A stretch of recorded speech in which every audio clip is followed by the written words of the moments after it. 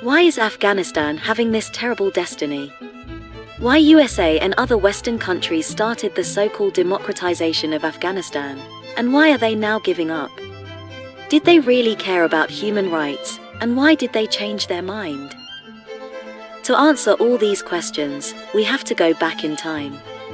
About 70 years ago, Afghanistan was a very different place. Women could receive an instruction and work, religious freedom was granted, and it didn't look that different from Western countries. Then, it started to be politically unstable and, even changing many governments, it never got back to its equilibrium.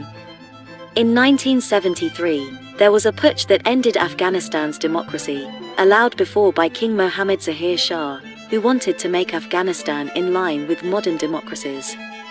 Then, from 1979 to 1989, Soviet Union started a war against Afghanistan, that was called the Soviet Vietnam.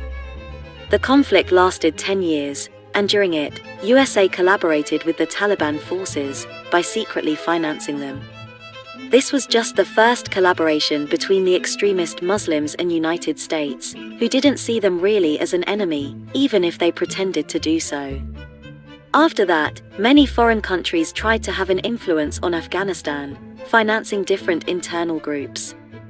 That caused Afghanistan always being involved in civil wars, and in the rise to power of various groups of religious extremists. During 90s, the Islamic State of Afghanistan was declared, and it started to be a menace even for Western countries. Taliban rules became law, and human rights, women's rights in particular, were erased. In 2001, USA were already prepared to invade Afghanistan, and the terroristic attack to Twin Towers was just the excuse they needed. The United States and other NATO forces easily won the war they started, and then the reconstruction process in Afghanistan began. They had democratic elections, human rights restored, and again, it became similar to Western democracies. The attack on Afghanistan and USA presence in the territory was criticized, but the reasons they gave were not only fighting terrorism and make the world a safer place, but also saving oppressed people, and in particular women, from a terrible destiny. It was a very noble goal, indeed, but then why did they change their mind now? When President Donald Trump bargained with Taliban forces, in 2020, he accepted the release of 5,000 Taliban and the American retire from Afghanistan to the condition that they wouldn't have engaged any hostility against USA. It was clear that the agreement was only a favor to the Taliban, who are now able to erase decades of progress in human rights, and are not a pacific force at all. Now, in the late 2021, new President Joe Biden, who could still change the destiny of Afghanistan, decided to confirm Trump's decision. The tragic results are already visible. Women from 12 years old are taken as sexual slaves by Taliban, going door-to-door seizing them.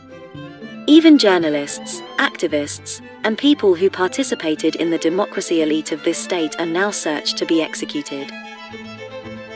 It is clear that nothing changed, and that this population would still need help, so why are we betraying them? The Western presence in Afghanistan costed $300 million per day for 20 years, and this is an alleged reason, of course, but why did they think it was worth before, and are giving up just now? Why even strive to release 5,000 extremists before what seems to be a clear yield without benefits? And why this country seemed to be the target not only of Western countries, but also of many neighboring states and power-hungry extremists? Maybe there's not a simple answer, but some data could give us an idea. Looking at the oil price statistics, we can see how they have risen substantially since the 1970s, to then decrease significantly around 2020. Isn't it a surprising coincidence? Oil price, after the COVID shock, will of course rise again, but since new technologies are finally becoming candidates to replace it, and maintaining the domain of the area becomes always more expensive, it seems to be no longer sustainable. Afghanistan was a key strategic area for trading in oil and other energy sources, and this seems the main reason why USA and their allies have been so interested in securing democracy in the past few years. To hand over the country to dangerous extremists is clearly not a good idea, If the goal is to avoid new terroristic groups to raise or to take care of human rights, as they declared when they started the war. And the way the withdrawing countries are making it easy for the Taliban could suggest that there is also an intention to destabilize the area, once they stop using it. But this seems not to be important anymore. There are other paths to follow, other goals to reach, other sacrifices to be made in the name of profit.